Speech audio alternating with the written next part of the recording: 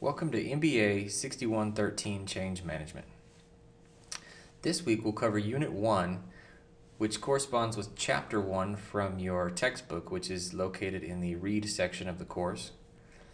In Unit 1 we'll discuss kind of an overview, a brief overview of systems thinking, kind of the origin of systems thinking, and how systems thinking applies to change management. And all of this is discussed in the context of viewing the organization as a whole, what an organization is, and kind of the changing environment that organizations today face. We'll focus on, again, systems thinking, the origin of systems thinking, holistic views of organizations, and kind of the future of change management, and how this applies in kind of today's private sector business environment.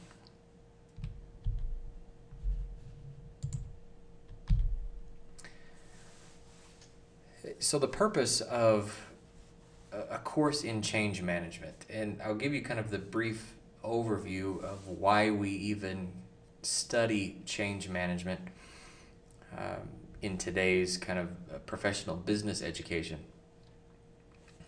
Years ago, I mean, if you look back at the kind of the content of a business program and what we would teach professional executives and what we'd focus on as private sector executives, managers, what we would teach business students, change management wasn't really in the curriculum. When we talk about change management really is kind of a new and emerging field of study, and that's largely because of the change in how we do things in the private sector. And we'll talk about that here in a moment when we start kind of talking about the origins of this type of thinking. But what we recognize today, to be competitive today in the private sector, you have to be, as an organization, you have to be creative, innovative, you have to be flexible and willing to and able to adapt quickly to changes in the marketplace, because kind of the old school way of doing things, which involved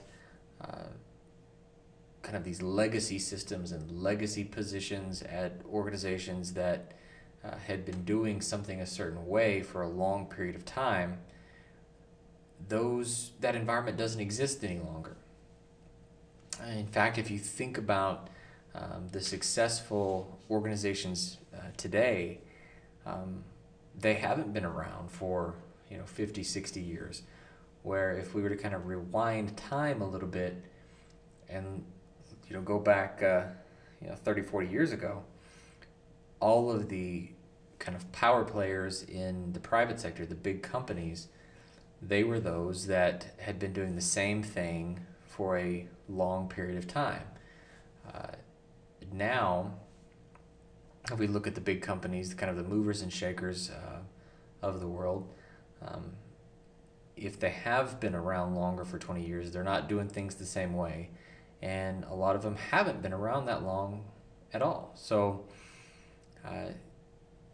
the competitive environment in the private sector is changing so quickly that organizations themselves have to realize that a lot of the old school ways of traditional methods of managing an organization, leading an organization, is just no longer applicable. So that's why we spend time talking about change management, because change is kind of the only constant. So we know that organizations are going to evolve, change, the market is going to evolve and change. And so if you don't structure your organization in a way to be able to change with it, you're just basically setting yourself up for failure. So the first thing I want to talk about here is this idea of viewing an organization as a system. We have a tendency to view a company kind of in a vacuum.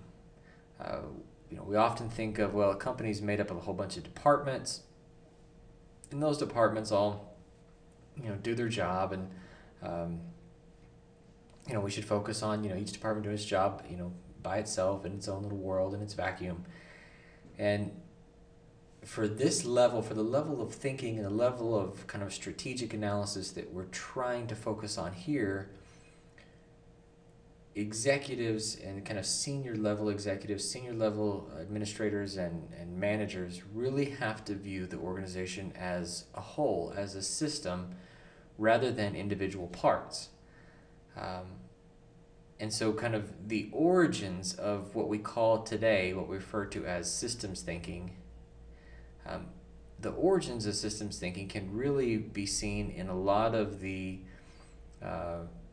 early writings and a lot of the publications of Immanuel Kant, and you've probably heard of Immanuel Kant, and Kantian thinking as a kind of philosophy. And Immanuel Kant had a lot of kind of societal worldviews, psychological views on sociology, obviously, philosophy, psychology, a little bit of everything. But a lot of those original thoughts and original publications helped kind of pave the way for what we refer to as systems thinking. And systems thinking is basically a way of, let me get my laser pointer here. There we go. Systems thinking is basically a way at comparing a company, an organization, to an organism. If we think about a lot of the natural systems that we see in nature, organisms in nature can be considered as if they are systems. Think about a bee colony or a beehive. You have the worker bees, and they're doing these jobs, and they're very autonomous. They're very they do the same thing, very routine, and they kind of working toward a common goal. And the system itself grows and prospers, and develops and acts in a way that you could look at that system, and instead of analyzing the actions and the productivity and the individual labor and work of each individual bee, instead you look at the development, growth, and evolution of the bee colony, the beehive itself. How does it grow? Where does it prosper? How is it able to evolve and change? And so the idea behind systems thinking is that we view a company, view an organization in the same way. We view an organization rather than just parts, or rather than an organization being an individual. We think of an organization as a natural kind of living, breathing organism, very similar to what we see in nature. So the idea is, instead of thinking of Facebook as Mark Zuckerberg, instead thinking of Facebook as an organism that's kind of living and breathing and evolving and changing and adapting on its own. And that organism, that company as a system, is comprised of obviously internal parts, just like our body has a central nervous system. We have our cardiac, our blood flow system, and our arteries and veins, and our heart, and all those. So we have these different pieces and parts and these different systems, but we comprise of a body. And it's very much so thinking about the organization, the company, in the same way. So in doing so, we recognize that systems, in this case our organization, is a whole. Systems are wholes that are made up of parts that interact and self-generate and self-organize in ways that perhaps can be guided, and perhaps sometimes they're difficult to guide. But rather than looking at individual people and just very small individual processes, we look at the system as a whole. We also recognize then, in kind of the origins of system thinking, we recognize that the interactions of these different parts lead to what we call emergent design, um, lead to a design of the organization that sometimes can emerge on its own. It can emerge in a way that we hadn't planned, and that could be for either better or worse. It could be for good or bad. Um, Emergent design is not necessarily, great or terrible. Perhaps as these different parts of the organization, departments, and interactions within the company, as these things happen, we end up with a design, organizational structure, organizational design that is incredibly efficient at doing what we need it to do. Or perhaps we don't end up with that. We end up with one that is dysfunctional. We also recognize that these systems, as they interact together, they're very purposive. They move in a developmental pattern very similar to what we see again in nature, through the kind of the life cycle of organisms, from kind of the embryonic stage all the way through the mature stage. Very much like what we see in product life cycles, from market introduction all the way through maturity and decline. Systems within an organization and the organization as a whole very much move through the same type of developmental pattern, from early, startup phase, which would kind of be the embryonic type of phase, through growth, maturity. And so if we're responsible for leading and managing and kind of the executive level positions of an organization, we really need to understand that developmental pattern of companies, and how they grow, how they mature, in relation to the market and the industry itself.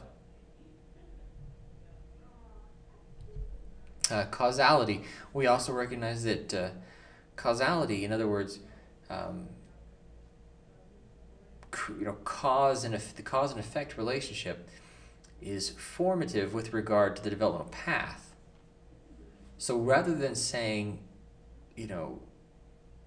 success and failure, solutions and problems are direct result of, are caused by a particular event, we start instead thinking that causality is simply kind of creates a path which unfolds something that is already enfolded in the beginning. If we end up with a problem, if we end up with some type of problem with the organization, some type of, perhaps the lack of ability to compete. If we end up unable to compete, perhaps it's because we had a problem in the beginning, something that was already enfolded. So, a challenge or an inappropriate structure for the organization in the beginning, a lack of innovation in the beginning. And we often think, when we experience from a managerial perspective, from a strategy perspective, we experience a problem, and then we start looking at, okay, what caused it? What caused it? What caused it? What caused it? And if if we find a obvious cause, oh, it happened because of this. It happened, we weren't, this product launch wasn't successful because we introduced it in the wrong market, or we set the wrong price point, or we didn't spend enough marketing dollars, or we targeted the wrong customer. If we find that obvious solution, we often blame that challenge on a particular cause. Well, if we start looking at things from a system perspective, we understand that causality is merely formative. The cause simply provides a path to a event, or to some type of effect that was kind of folded into the organization already, that was going to happen at some point once that path was provided. So if In other words, if we have a problem or a potential effect, a potential event that is kind of built into the organization that is bound to happen at some point or another, because we have structured the organization or we've built the system in a way that we know it's going to, or perhaps we don't know it's going to happen, but it's bound to happen once a path is provided for that outcome. Well, the cause, that path, simply, that cause simply provided that path. That's not the true nature, that's not the true root of the issue, the true root of the problem. Instead, the true root of the problem was something that was built into the structure and the nature of the organization from the beginning. So when we start thinking of an organization as a system, a living, breathing system, we think of causality as merely formative. Causality simply forms that path. It's very much like thinking about the kind of the whole nature versus nurture argument for the development of human beings. We know that experience, and we know that life events, things that happen, those kind of causes help shape the development of what we do as people. But we also, there's the kind of the genetic piece, the DNA piece in the beginning, and so that sets the groundwork for that development. It's very much looking at an organization in that same light, in that same way. If we structure the DNA of the organization in a certain way, then we can help kind of shape that outcome from the beginning, because there are many variables out there in the operating environment, the competitive environment, that we can control. There are some that we cannot. Some of those experiences, some of those causes, the causality piece, some of that we can control, some of it we cannot. So if we help organize the DNA of the organization in the beginning to be able to kind of unfold in a way that we want it to, we're more likely to succeed. So that's kind of the origins of system thinking and kind of where it started to come from, more of a philosophy background. Systems thinking now, kind of in the 20th century, is a little bit different. Peter Senge, MIT kind of strategy guy, we think of Peter Senge as kind of the modern guru behind systems thinking, systems theory. If you ever get a chance, and you might have already done so, great book, kind of his, what put him on the map as the kind of the guru, the father of what we call modern systems theory, systems thinking, was a book called The Fifth Discipline. It's called The Art and Practice of the Learning Organization.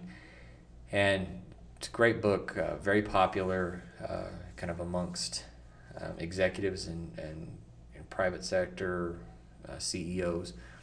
But in this particular book, he kind of put together this conceptual idea that systems thinking really is the fifth discipline that we focus on as executives.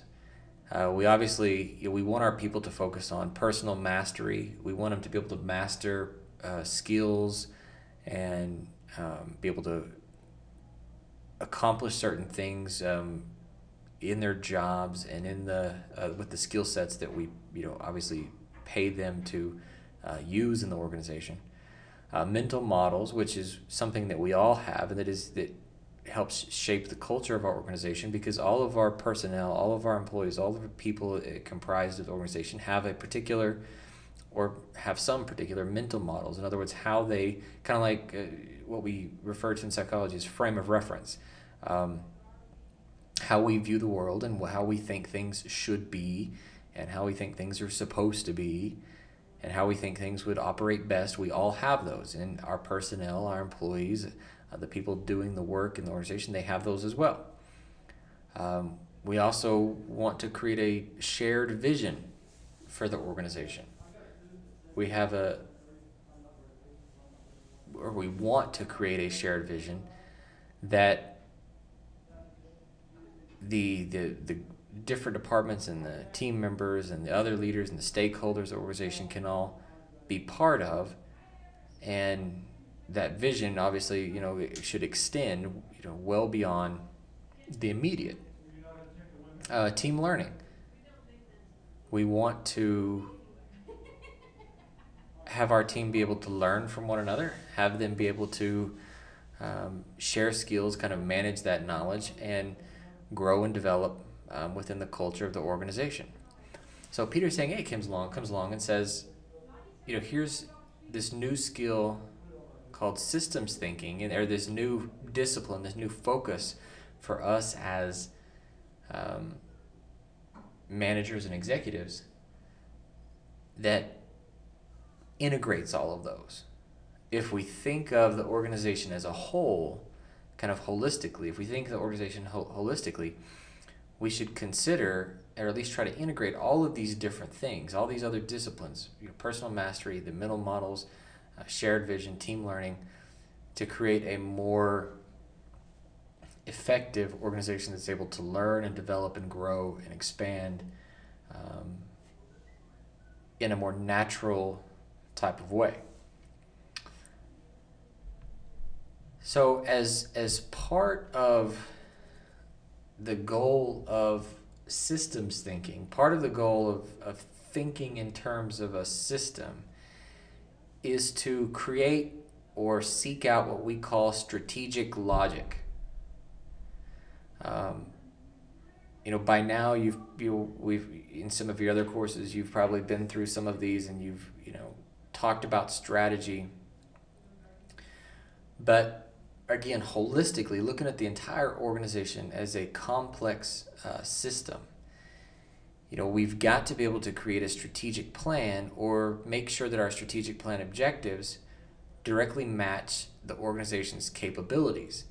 That is kind of the final piece of the puzzle. We focus on strategic planning. In fact, you might have had a course, or you might have had a objective or maybe a unit in one of your other courses on strategic planning, developing a strategic plan, and how important a strategic plan is to the long-term vision of the organization. But the piece that's often missing is integrating that strategic plan, those objectives, with what the organization is actually capable of doing. We can create strategic plans all day long, and we can create strategic plan objectives all day long. But if those objectives don't match the organization's capabilities, what we're actually capable of accomplishing, then obviously our strategic plan is going to be off. We obviously do this through some of the things you've already experienced in your business program, and perhaps in your professional career. SWOT analysis. You've probably done this time and time again, conducted a SWOT analysis. That's kind of the first step in both strategic planning and evaluating or seeking out that strategic logic. The next tool or technique that we use is both industry structure and value chain analysis. You've probably heard of value chain analysis. If you think about Michael Porter and the 5 forces model and the value chain, analyzing the structure of the industry and our organization's value chain with regard to that industry, that's another analytic component that we have to look at as well. So we conduct a SWOT analysis, we conduct a industry structure and a value chain analysis. We begin to look at product life cycle analysis. You've again probably already heard about product life cycles, but we analyze the product life cycle for our particular firm and the products that we offer. Experience curve analysis. Most organizations produce a product or provide some service that has an experience curve to it. And what that means basically is that the more we create that product or the more we provide that service, the faster we can create that product or provide that service, the more efficient we are at creating that product or providing that service, and the cheaper it becomes to provide that, create that product or provide that service. So in other words, the more experience our organization has at doing what we do, the better, faster, and cheaper we become at doing that. So, we analyze the experience curve for the products and services that our firm offers. And finally, we conduct a product portfolio analysis. We look at the individual products and services that we provide as a portfolio, as a whole, instead of, again, pinpointing one or two individual things that we do or products that we provide or services that we provide. We look at all of those products and services as a whole, as a portfolio. And so once we've conducted all of these different types of analyses, we bring that analysis together and we try to determine how strategically logical is our plan, is our strategic plan. Do our objectives truly match our capabilities? And so that's kind of the culmination of systems thinking, because again, we're looking at the entire picture rather than looking at simply looking at, okay, our marketing department. And that's probably what you've experienced up to this point, both in your undergraduate content curriculum and perhaps up to this point as you get closer and closer to the end of your MBA program, rather than looking at simply the marketing plan of your firm. We're only going to focus on marketing. Here's our marketing plan. Here's where we spend our marketing dollars and what we're trying to accomplish. That is a piece of all of this. That's one of the parts that interact. And the same is true. Like you take a finance class and then you have a CFO, you have a finance department of your firm that keeps track or analyzes the financial statements and the performance of the financials or how the firm's performing financially. Again, that is a part that interacts. You have an operations department. You might have a manufacturing department. You might have a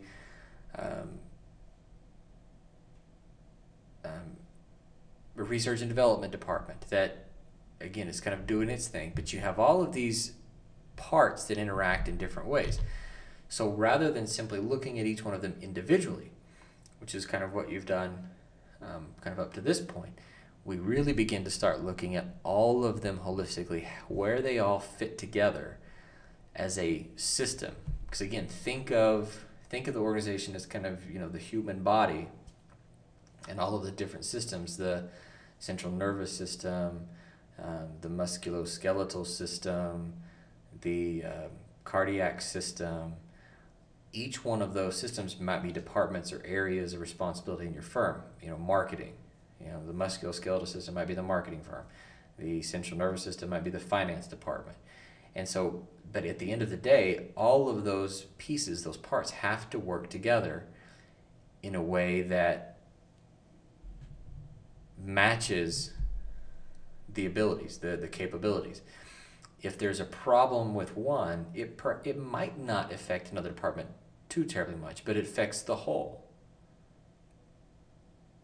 And so, if you have a problem with the cardiac system, perhaps a blood clot or something like that, and you go to have a stent put in, granted it might be slightly separated from the musculoskeletal system, but in order to have a stent put in, you obviously have to disrupt the musculoskeletal system to put a stent in. Or if you don't put the stent in, and that could cause the entire body. It could cause death, or it could cause something else terrible to happen, and could affect the whole body. It's the same. The same is true if we look at an organization holistically as a living, breathing complete entity, we've got to really pay attention to how those different parts work and interact and fit together.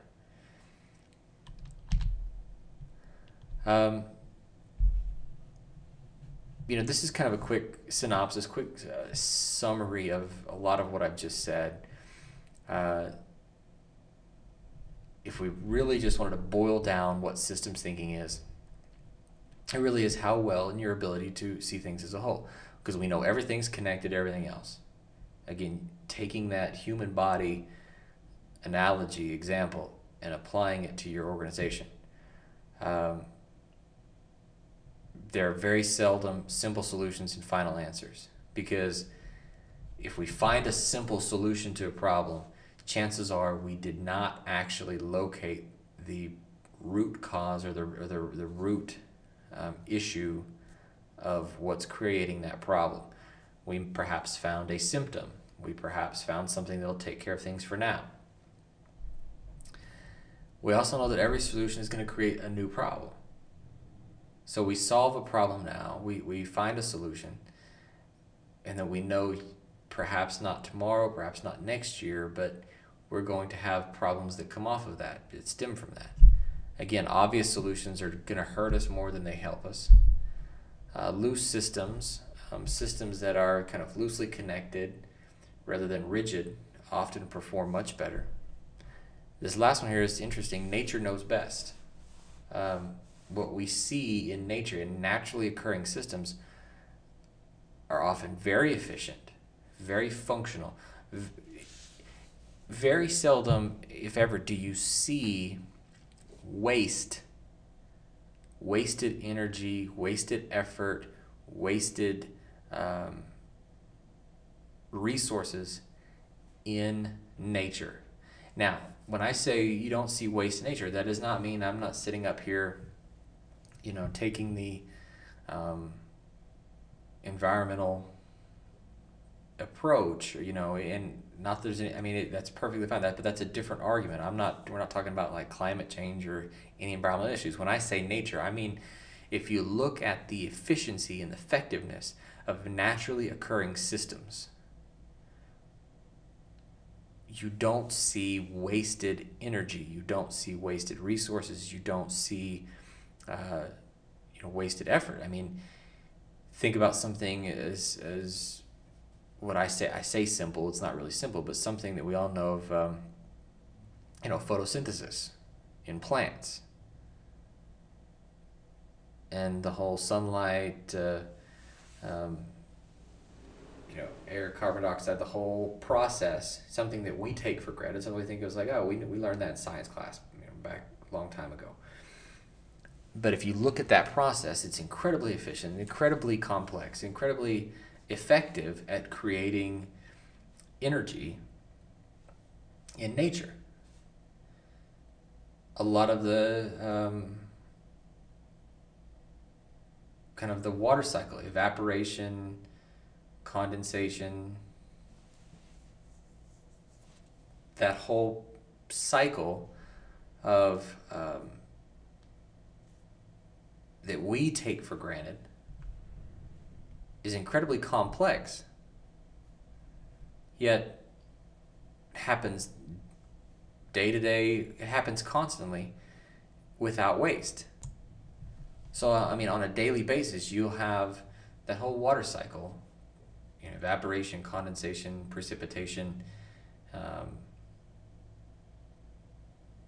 naturally occurring in nature constantly without any waste of energy, resources, whatnot. And so the idea that an organization, a company that is created by human beings can perhaps work more effectively, very similar to what we see in nature in naturally occurring systems.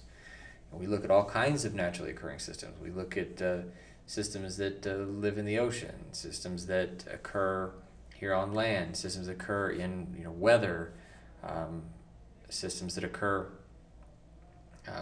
below ground. So the idea that nature knows best, you can really see efficiency and effectiveness taking place naturally occurring out there in nature is how the mindset of our organization can operate more effectively. We can always operate more effectively. There are always going to be ways for us to reduce, the amount of wasted resources. Perhaps we waste money, perhaps we waste energy, we waste time. We can always be more efficient, more effective. So, and our organization is incredibly complex, very similar to what we see out there in nature. We know a lot of naturally occurring systems are complex, yet they run or they operate very effectively, very efficiently. So, the idea that we can try to be more systematic in our operations is really what the core of systems thinking is all about.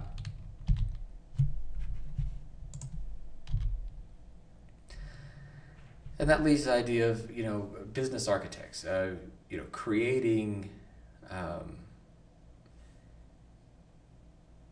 this cross functionality, connecting different silos, connecting different parts in a way that focuses on the entire system. If you think about a mechanic in your car, think about your car for a moment. Your car has all kinds of different systems. Your car will have the drivetrain, perhaps the transmission system. It'll have the power unit, the engine. It'll have the electrical system. So your vehicle, it'll have the brake system. So your vehicle, your car has all kinds of different systems that have to work together. Yes, perhaps we can, find a problem and fix it. Maybe your brake pads are bad. Find a problem, fix it. It helps. But the idea that somebody like a mechanic or an engineer can understand how each one of these parts, each one of these pieces and departments works together so that the entire car runs the way it's supposed to run, it operates the way it's supposed to operate, it gets you from point A to point B, everything works. That's very much like what we think of business engineers or business architects to be doing. Executives, managers, CEOs, those folks that have to understand the way each department can come together and work together in a way that makes sense. It used to be enough as a executive or a business professional to be a specialist in marketing. And we still do that. We have specializations. We have specializations in each area, and you should still do that. You should still specialize in an area. But it's not enough to think that you can only know marketing, which is, if you think about the structure of, perhaps your MBA degree plan, and you'll notice you'll have 7 or 8 core courses. And you'll notice if you look at those core classes, they're each from a different business area. Management, strategy, finance, accounting, marketing, perhaps HR, economics. So you have an understanding of how things function across the organization. Because it's not enough to simply only know, I only know how to do marketing. No, I know you've got, as an executive, as a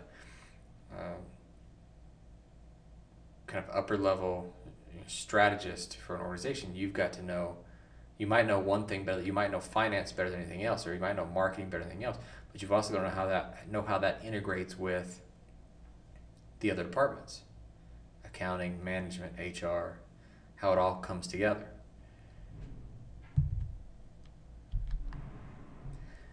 So how does all of this tie into change management? Well, I kind of alluded to this earlier.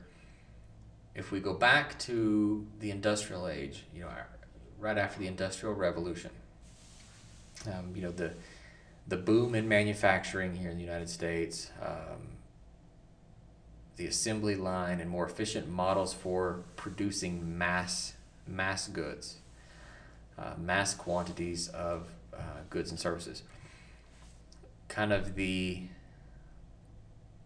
dominant theory in how we should operate a business was scientific management. And we even up until 20, 30 years ago, we still taught this. Universities, business schools, up until about 20 years ago, this was the way to teach students, business students and professionals how to run a business. We focused on manufacturing widgets. You probably heard of a widget, and it was a hypothetical pretend product that you create X number of widgets, and if you can be more effective this way, that way, you make changes to your manufacturing model, and that's what you do. You focus on output, minimizing cost, maximizing output. Very much a scientific approach to management and production. The emphasis was placed upon those task-oriented activities.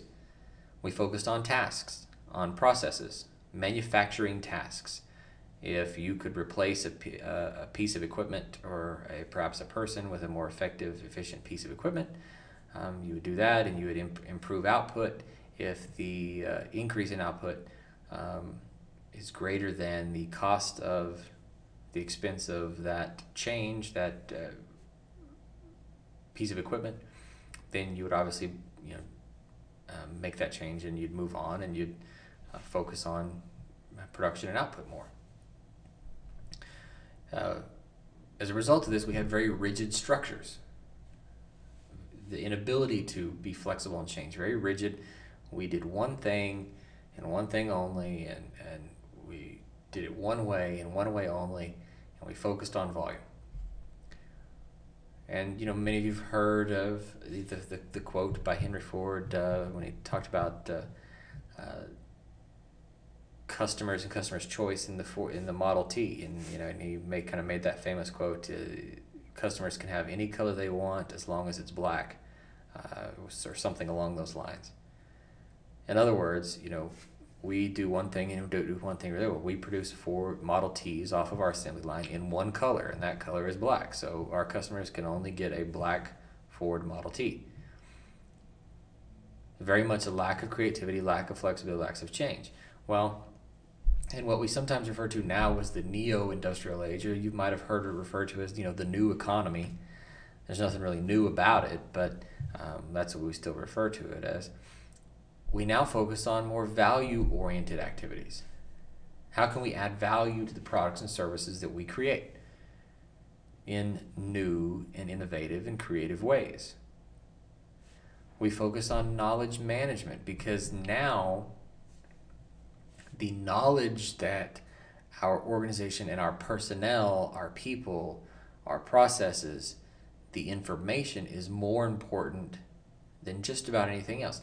The information itself, the knowledge that our people, our personnel, the knowledge that they possess, the knowledge that they have to do their jobs, the knowledge that our customers have that we share back and forth. The knowledge is as important or more important than the actual pieces of equipment that we use.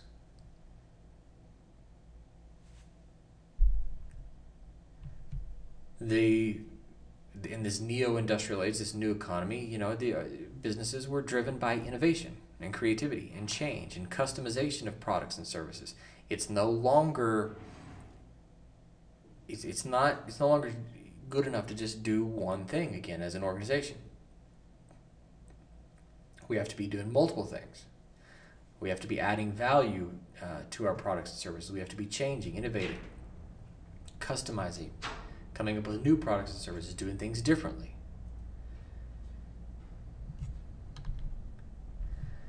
And so the last diagram here is directly from your text in chapter 1.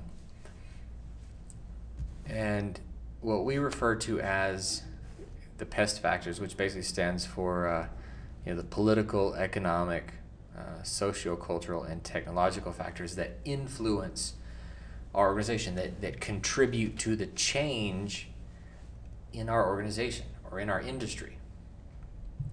And these are the things that we have to analyze when we're starting to consider, when we're really going to be getting into how to manage organizational change. Again, Unit 1 is really just kind of a background, introduction to change management, kind of a background and history behind why we even focus on change management.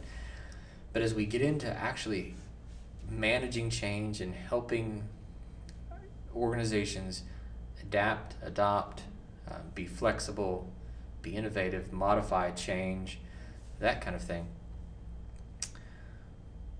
we have to consider these factors. We've got to consider the political factors that are going to influence the strategies and the growth and change of our organization. And these political factors obviously include, any type of government legislation, government ideologies, international laws, wars, regulations, taxation, trade unions. Think about what's taking place right now. In this particular time, with political challenges, political arguments between different parties, and government shutdowns and budget problems and everything else. Those are things that are obviously going to have an impact, and that are currently having an impact on the way companies do business.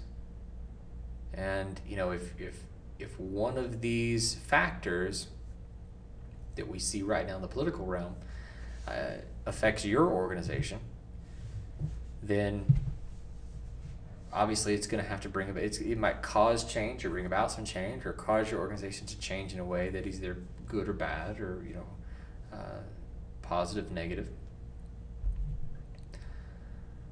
Economic factors.